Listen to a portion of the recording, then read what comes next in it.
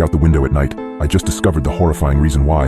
Ever since I was a baby, my parents always told me, don't look out the window at night. I always asked them why, but they would just shrug it off with a creepy smile. As I grew older, I stopped questioning it, but I just never could have guessed the horrifying secrets my parents were hiding. Everyone in my town also followed this weird tradition, so I thought it was normal.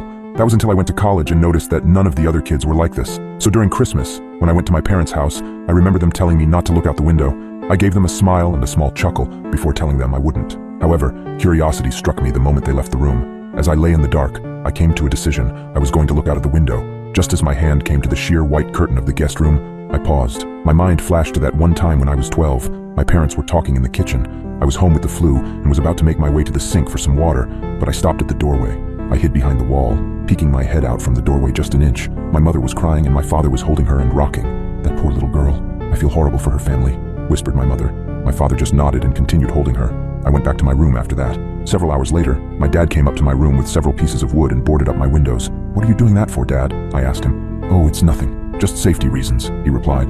I learned at school the next day that a little girl was found dead the previous morning, the window broken and curtains torn. I snapped back to the present.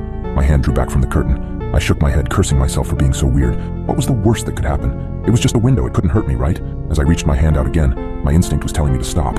My gut twisted as I reached nearer and nearer. Just as I touched the curtain, a painful howl came from the forest surrounding the house. I flinched back, deciding to just lay down and try to get some sleep. I forgot how hard it was to get sleep in my hometown. Every night, coyotes howled for hours everywhere in town, or at least I thought they were just coyotes. The next night, I woke up in a cold sweat. I glanced over at the alarm clock next to my bed. It was midnight. I groaned and sat up in bed.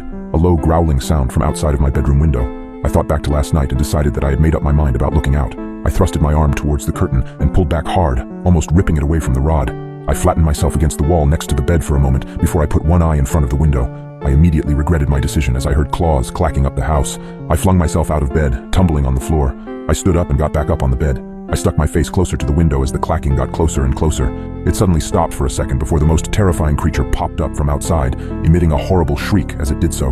I can never forget its face, the way the hollow eyes oozed some kind of black substance, like tar, and the way its lips were pulled back into a gruesome grin, the teeth blood-stained and razor-sharp. It looked like it had 4 limbs, its front 2 slamming on the glass and pounding. As I was frozen in front of the window in terror, my parents burst into the room. My father held a shotgun. He marched up to my bed and yanked me away from the window. He pointed his shotgun at the creature, shooting a bullet at it. The thing scrambled away, leaving the window almost completely shattered. Damn it, son, it was a simple task. Just don't look out the window. How hard is that? My dad shouted at me.